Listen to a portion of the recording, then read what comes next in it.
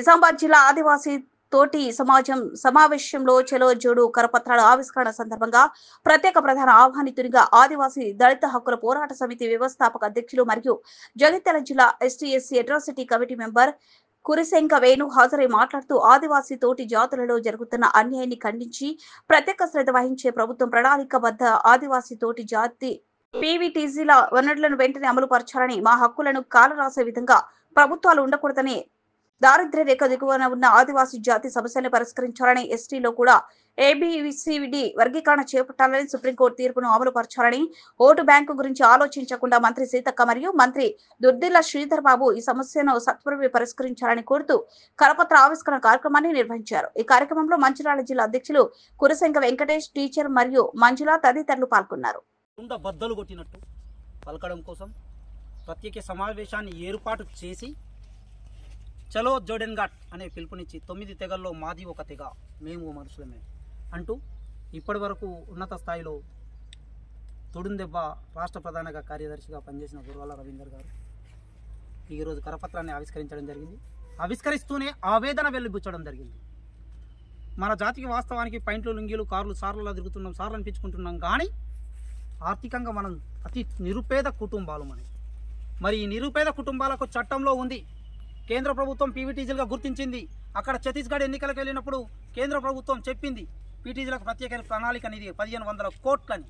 1 కోటి కాదు కదా, రూపాయి కూడా మా జాతికి వచ్చిన పాపాన పోలేదు.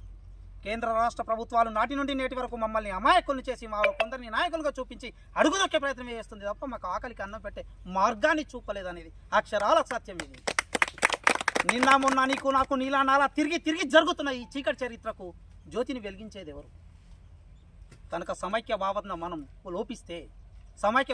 లోపిస్తే వీడు వాడు అని పక్కవాడి పచ్చదనం ఒక్కవాడు పక్క ఎరగని సత్యం మనలో ఉన్ననాడు మనం ఎప్పుడు ముందుకు పోలేం. తొడుందెబ్బ పుట్టిందే వర్గీకరణ అనే ఒక భావం మీద ఇవాళ ఎస్టీ/ఎస్సీ కమిషన్ సుప్రీంకోర్టు తీర్పు ఏమనిచ్చింది? ఎస్టీలకు ఎస్సీలకు ఇద్దరికి వర్గీకరణ అని ఇచ్చింది. ఎంత అన్యాయం చేసిన రేవంత్ రెడ్డి గారు అంటే ఇక్కడ మేము తిడుతున్నాం కాదు, మా ఆవేదన వెలిబుచ్చుతున్నాం. మరి ఎస్టీలకు కమిషన్ ఎందుకు వేయలే? లంబడోళ్ళు ఉన్నత వర్గంలో పోతురు, మస్తు ఎదుగుతురు అంటే వాళ్ళు ఎదుగుతుర్రు, వాళ్ళు ఇంకో తరం ఎదుగుతుంది. ఆ తర్వాత అడుగంటుతున్న తరంకి ఆకలికి అన్నం పెట్టే మార్గాన్ని చూపలేకపోతుంటే మేము మా ఆవేదన వెలిబుచ్చుతున్నాం. సీతక్క గారికి నిజంగానే సీతక్క గారికి మా మీద అభిమానం ఉంది, అవగాహన ఉంది. ఎందుకంటే మురుగు ప్రాంతం నుంచి కూడా మా జాతి ముద్దు బిడ్డలు ఉన్నారు. నువ్వు మా జాతి ముద్దు బిడ్డవే. మరి మా గురించి ఖచ్చితంగా ఆలోచించాలి. ఇది ఆవేదన పూరితమైన శబ్దాలే తప్ప ఏదో మేము ఉద్యమ భావ సిద్ధాంతంలో ఓవట్లేదు. అర్థిస్తున్నాం. మా జాతి నాటి నుంచి నేటి వరకు అర్థిస్తూనే ఉంది, ఆకలితో అలమటిస్తూనే ఉంది. కానీ మా ఆవేదన రగిలిన రోజు ఉద్యమం అంటే ఏంటిదో చూపిస్తాం. నేను అప్పుడప్పుడు మాట్లాడుతూ చెప్తుంటా, తేనెటీగలు వాటికి నోరు లేదు, కత్తులు లేవు, కటారులు లేవు, ఏవి లేవు, చిన్న బండందుకొని కొట్టు గుమ్మడి అది అవుతాయి. మనం కూడా ఆదివాసీ తోటీలం అంతా తొడుందెబ్బ కంటే మన జాతి దెబ్బ ముందు, మన బుర్ర మధ్యల మోత, కిన్నెర మోత, కాలికొమ్ము మోత, నగరం నడిబొడ్డున హైదరాబాద్ నగరం నడిబొడ్డున మోగిన రోజే మనం అనుకున్న హక్కులను సాధిస్తాం. నువ్వు అంటున్న కమిషన్ ఎంతసేపు శ్రీధర్ బాబు చాలా దగ్గర, పెద్ద సమస్య కాదు. ఒక ప్రాంతమోడు ఐటీడీ అంటాడు, ఒక ప్రాంతమోడేమో అదంటాడు. ఇంకా మా జాతిలో కొంత దొంగలు వస్తున్నారు. ఇలాంటి పరిస్థితులు ఇంకా మాలో ఐక్యత లేదు. ఒకని ఇంటి పేరు చెప్తే ఇంకోడు చీదరించుకునే స్వభావం ఉంది. ఈ చీదరించుకునే స్వభావాన్ని మన జాతి విడనాడాలి. మన జాతిలో ఒక నాయకుడు ఎక్కడో ఎదుగుతుంటే సపోర్ట్ చేయండి, లేకుంటే సప్పుడు ఎక్కువ ఉండండి. కానీ డిసప్పాయింట్ చేసే భావాన్ని మాత్రం పెట్టుకోకండి. ఈరోజు ఈ సమావేశం మీద కూడా రేపు వెళ్తుంది.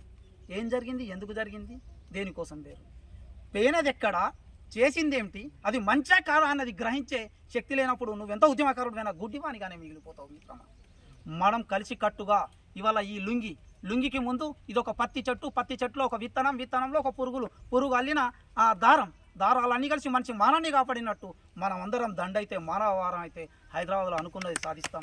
ఖచ్చితంగా వర్గీకరణ పై కూడా మనం ప్రయాణించాలి. నువ్వన్న కార్పొరేషన్ పెద్ద సమస్య కాదు. మన అభివృద్ధి ఫస్ట్ మనకు ఇస్తారి పెట్టిండు, ఎత్తేసిండు, చిప్పించి చేతులు ఇచ్చిపెడితే ఏమవుతుంది, కింద పడుతుంది. అలాంటిది గుడ్డివానికి చందమామని చూపిస్తే అందమైన చందమామ గుడ్డివానికి ఏం కనిపిస్తుంది? కనుక మనని గుడ్డి వాళ్ళని చేస్తుంది. అయ్యా రేవంత్ రెడ్డి గారు ప్రభుత్వం మీ మీద ఇంకా నమ్మకం ఉంది. ఎందుకంటే నిన్న జాతీయ కమిషన్ మెంబర్ కూడా చెప్తుండు, మీ మీద మా అపారమైన నమ్మకం ఉంది. ఆదివాసీ తోటి జాతికి ఉన్న హక్కుల్ని, భారత రాజ్యాంగంలో ఉన్న హక్కుల్ని మీరు అమలు పరిచినట్టయితే ఇప్పుడు రేషన్ కార్డు ఇచ్చారు, ప్రతి కుటుంబానికి 35 కిలోల బియ్యం ఇవ్వండి. ప్రతి తోటి జాతికి ప్రతి ఒక్కరికి ఇల్లు ఇవ్వండి. కనుక మాకున్నవి ఖచ్చితంగా చేయాలని మీ అందరూ మనం అందరం కలిస్తేనే జాతి